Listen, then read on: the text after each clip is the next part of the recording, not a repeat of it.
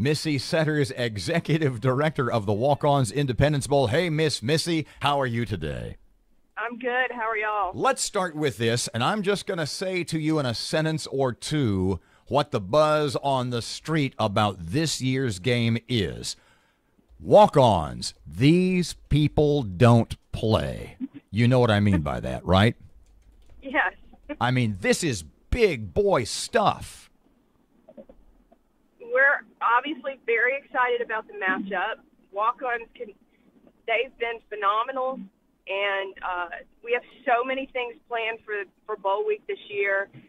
You've got two great teams coming in here. You've got Southern Miss and Florida State. We had our site visits this week on Tuesday and Wednesday. Southern Miss was in Tuesday and Florida State was in Wednesday.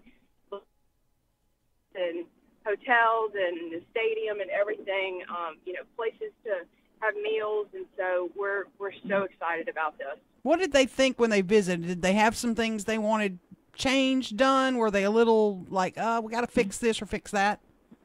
No, it's interesting because when teams are used to going to bowl games, they go in and they sit down with hotel staff and at practice sites and say, this is what we typically do.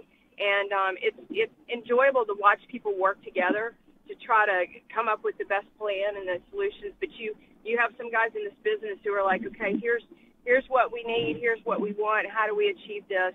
And it's cool to watch, when you get a group of people in a room together and they have a common goal. And so I think both of the teams will be happy here.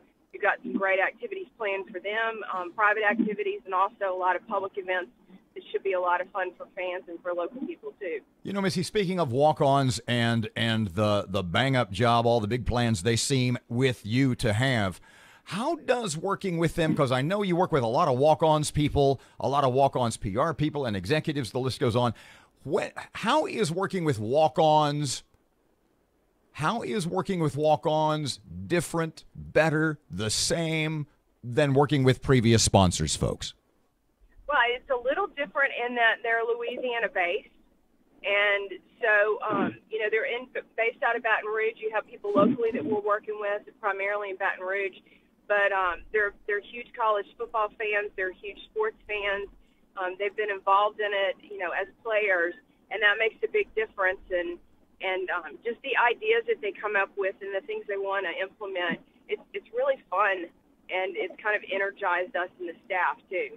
In the way the bowl system is set up right now, the teams that not only we here in town, but every bowl everywhere gets is it's just sort of a roll of the dice, a last-minute draw. The chips fall where they fall. When you guys found out in the office, when you at the Walk-Ons iBowl office found out you were getting Florida State and Southern Miss, did you kind of look at each other, jump up and down, do high fives, and go, oh, yeah, we killed it?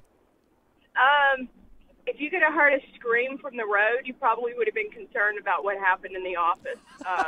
It was one of the craziest days I've ever experienced. And, as a staff, we got in about 11 o'clock that morning. And you usually have 3 or 4 different scenarios. Okay, if this happens, then this will happen. And it's a trickle down from there. And so we watched the playoff selection show. And sometimes that'll have a bearing on things and sometimes it won't. But this year it made a huge difference because when Alabama got into the playoffs, then that meant, and then you saw Ohio State and Wisconsin pop up as 5 and 6, then that meant that the Big Ten was going to fill the other side of the Orange Bowl opposite the ACC. When that happens, it means that the ACC gets an extra team in the Citrus Bowl. And so it kind of pulled everybody into different pools as far as selection. And that's when we had a good indication. You still hold your breath and wait and see what happens.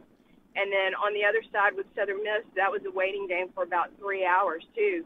So it didn't all just happen boom, boom, boom, but it was a series of events that took place. And, yes, we screamed and we jumped and we acted like little kids, and it was incredible. Folks don't know this. You do, Missy, but I wouldn't be here if it wasn't for Southern Mississippi.